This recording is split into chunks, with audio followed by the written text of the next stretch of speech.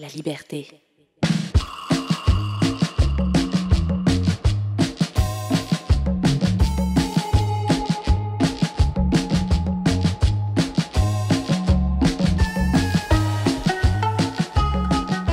Bienvenue à l'école des possibles, là où l'équité est notre boussole, la diversité notre fierté et l'inclusion notre destination.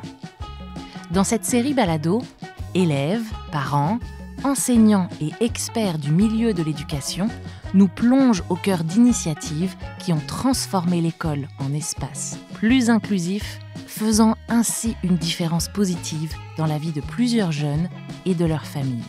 Que vous soyez parents, accompagnateurs, éducatrices ou simples citoyens intéressés par l'avenir de l'éducation, cette série offre des outils pratiques et des perspectives remplies d'espoir pour créer des environnements scolaires dans lesquels chaque jeune peut s'épanouir pleinement.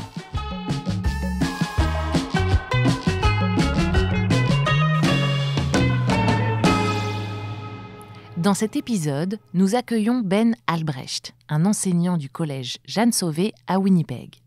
Depuis quelques années, il enseigne l'éducation autochtone. Il a alors mis plusieurs initiatives en valeur dans son école, dont une reconnaissance des terres personnalisée.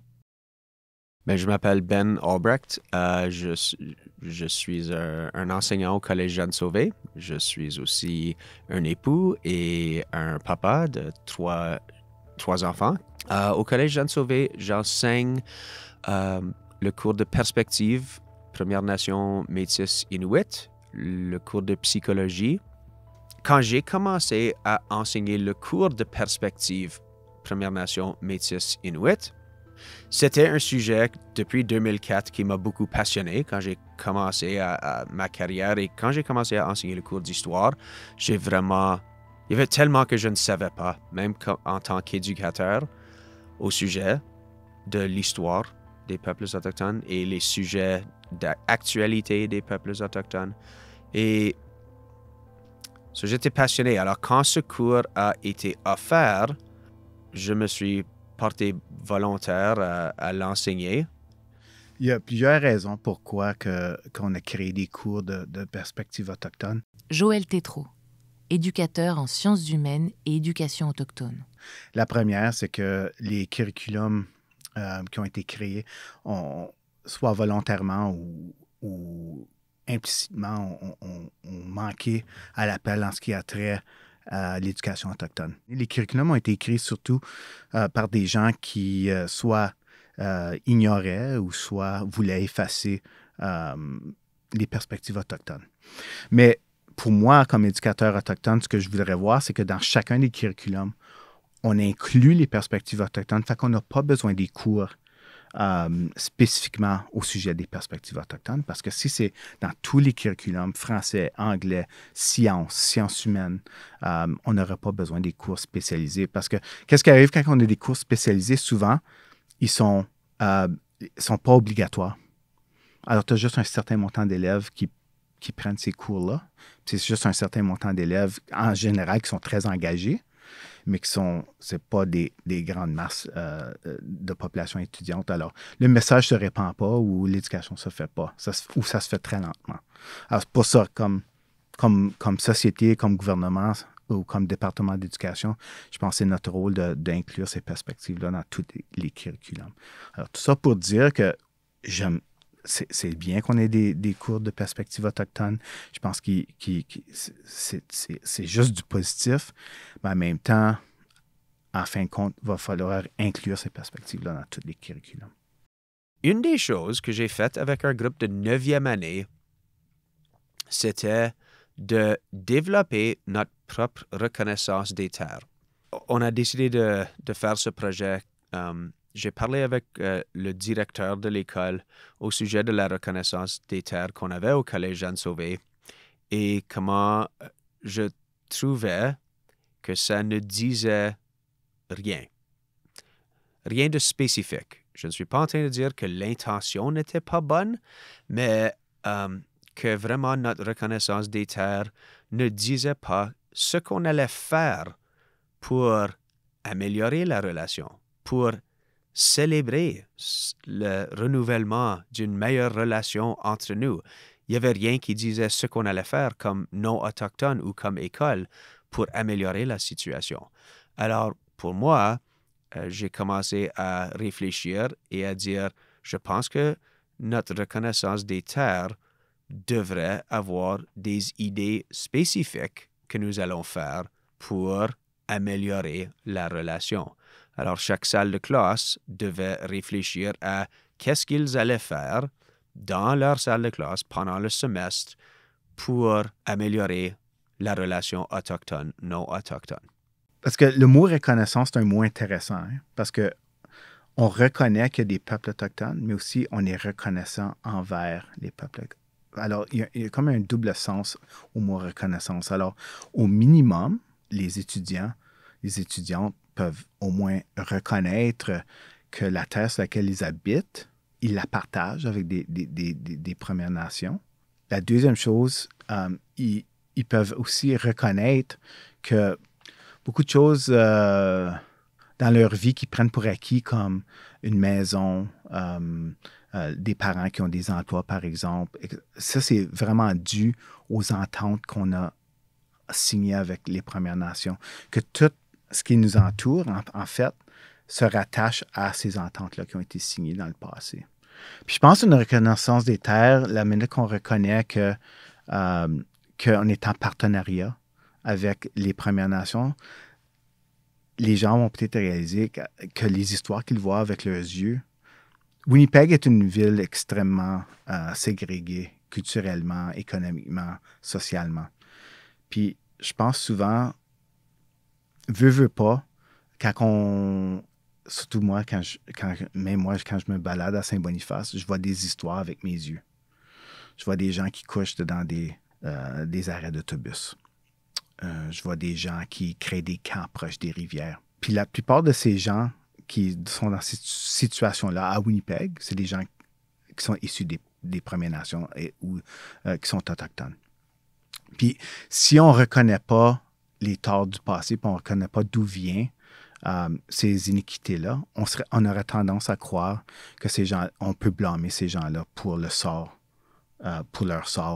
Je pense que si on n'encadre pas ça, puis si on contextualise pas cette situation-là, on aurait tendance à tomber dans le stéréotype et dans le racisme. Et je pense que avec une reconnaissance ou avec des changements de façon de faire, avec l'intégration de l'éducation autochtone, les jeunes peuvent comprendre les histoires qu'ils voient avec leurs yeux. En fait, moi, je porte des lunettes, puis si j'enlève mes lunettes, c'est tout embrouillé, puis je ne peux pas reconnaître une réalité. Je pense que l'éducation, le grand rôle de l'éducation, c'est comme une paire de lunettes. On met la lunette, puis les gens peuvent vraiment voir la réalité. Et je pense que c'est ça. La reconnaissance, c'est un début de ça, mais c'est les actions concrètes qu'on va faire, puis c'est aussi l'éducation concrète qu'on va appliquer dans nos salles de classe qui vont permettre les jeunes non autochtones de vraiment voir le réel ou la réalité qui les entoure. Puis vraiment, c'est ça vraiment le but de l'éducation autochtone, c'est que les gens comprennent la réalité dans laquelle ils vivent. Et c'est un processus qui va prendre des générations. Ça, c'est la partie frustrante, right? De réparer cette relation va prendre des générations. Tu ne peux pas avoir maltraité un peuple pendant des générations et ensuite penser qu'à l'intérieur de 5-10 ans, tout va être réparé. Alors, le but de nos reconnaissances des terres au Collège Jeanne Sauvé est de faire réfléchir aux jeunes, même si peut-être eux ne vont pas voir la fin de la réconciliation, que sont les choses qu'ils peuvent faire pour que ça aille dans la bonne direction, pour que lorsque eux ont des enfants, que la relation entre autochtones et non autochtones soit meilleure que c'est en ce moment. Parce que je trouve que souvent, quand on parle de réconciliation, c'est au gouvernement de faire cela. Et le gouvernement a un énorme rôle à jouer là-dedans, mais on ne peut pas juste toujours dire que c'est pas moi, c'est pas mon problème, j'ai pas fait ça. C'est vrai, hein? Je n'ai pas causé tous les problèmes qui sont arrivés dans le passé, mais il y a encore des problèmes qui existent de nos jours. Qu'est-ce que je suis en train de faire en ce moment?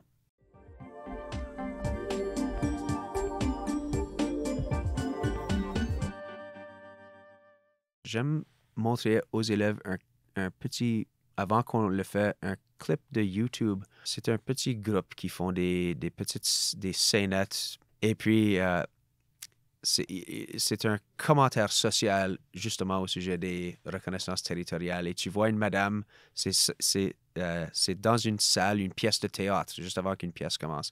Puis la madame vient en avant, puis elle dit, OK, on aimerait reconnaître, blablabla, où nous sommes ici, voici les nations.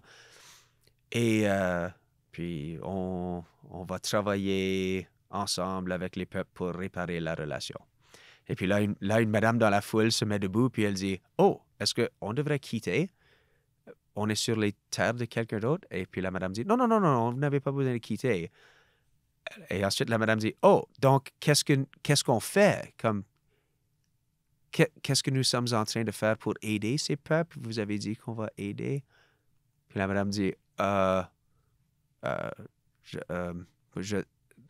puis là, la madame dans la foule continue à demander des questions comme, alors, est-ce qu'une partie des fonds ramassés pour la pièce va envers des réserves isolées, ou est-ce que l'argent de l'eau que vous vendez dans les bouteilles, est-ce qu'une partie de cet argent va envers les réserves qui n'ont pas accès à de l'eau potable?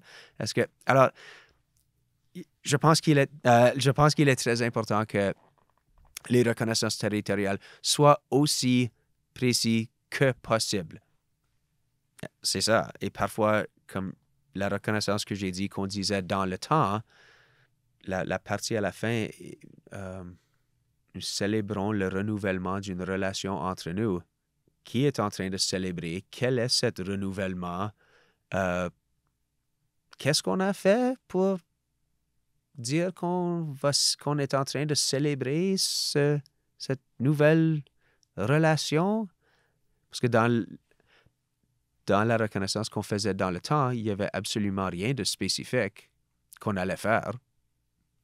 Alors, je pense qu'il est important d'être aussi spécifique que possible avec nos choix de mots et intentionnels. C'est ces actions concrètes-là qui sont difficiles souvent, surtout dans un contexte scolaire, parce que, premièrement, comme on a mentionné tout au long du balado, les gens, des fois, sont pas éduqués, ne sont pas informés, puis c'est souvent pas de leur faute parce qu'on ne l'a pas intégré dans le système scolaire juste tout dernièrement qu'on fait ça.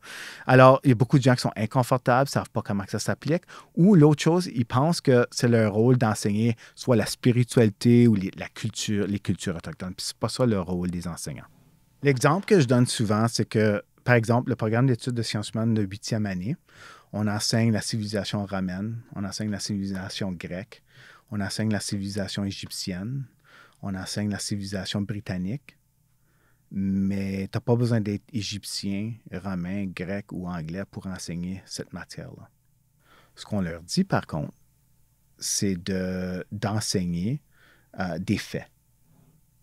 Enseigner objectivement, mais c'est impossible complètement comme enseignant d'enseigner objectivement, mais d'enseigner ces civilisations-là qui ont été cachées pendant tellement longtemps. J'ai fait un peu de formation avec les enseignants parce qu'évidemment, tout le monde est à un différent point de son apprentissage.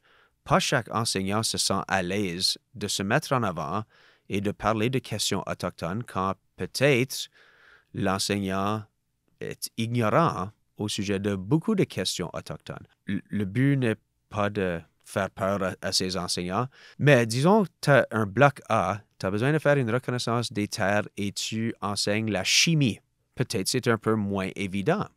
Alors, la question que les élèves et l'enseignant doivent se poser est, OK, comment est-ce qu'on peut valoriser les perspectives autochtones dans un cours de chimie? Qu'est-ce qui est possible? Et ensuite, l'enseignant et les élèves vont réfléchir à ce sujet, vont peut-être rechercher. La reconnaissance des terres peut prendre une semaine et demie à créer pour la classe. Parce que parfois, ça nécessite un peu de travail pour dire, OK, chimie, qu'est-ce que je fais pour améliorer la relation autochtone-non autochtone dans un cours de chimie. Chaque enseignant a été capable de trouver une façon de dire à la fin, ceci va améliorer la relation autochtone-non autochtone. Peut-être pas immédiatement, peut-être pas explicitement, mais c'est intentionnel ce qu'ils font. Et puis, ça demande, parce que c'est répété chaque jour, on en réfléchit chaque jour au sujet de comment dans cette salle de classe nous allons travailler envers cette idée de réconciliation autochtone-non autochtone. Alors, pour moi, c'est très important. Puis la reconnaissance, je pense que c'est comme une ouverture envers ça. C'est comme, je m'engage à faire ça, puis quand tu t'engages à quelque chose, tu dois l'accomplir. Fait que je pense que c'est ça, c'est le début. C'est pas la fin, c'est un moyen pour atteindre un but ultime de vraiment reconnaître que si on veut avoir du succès ensemble, il faut reconnaître qu'on est parenté, qu'on est interdépendants l'un sur l'autre. Puis vraiment, c'est un peu ça que le but des reconnaissances, c'est de commencer le processus.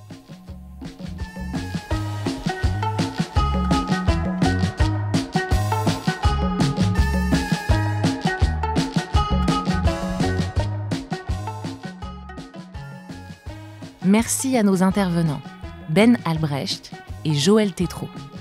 À l'école des possibles est une série balado produite par La Liberté et rendue possible grâce au soutien financier de la Winnipeg Foundation. Réalisation et enregistrement, Mehdi Bérédad. Entrevue et voix off, Morgane Lemay. Montage, Mehdi Bérédad et Alicia Régnier. Graphisme, Sonia Rousseau. Gestionnaire des opérations, Mélissa Audino.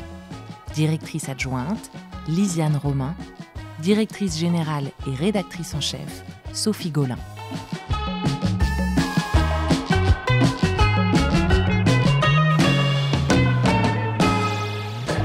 Merci à nos partenaires, l'Université de Saint-Boniface, la Division scolaire franco-manitobaine, la Division scolaire Louis Riel, le Bureau de l'éducation française du Manitoba et les éducatrices et éducateurs francophones du Manitoba. Retrouvez tous les épisodes de l'École des possibles ainsi que d'autres ressources éducatives sur la-liberté.ca. Écrivez-nous, partagez vos commentaires et n'hésitez surtout pas à mettre 5 étoiles sur votre plateforme d'écoute préférée.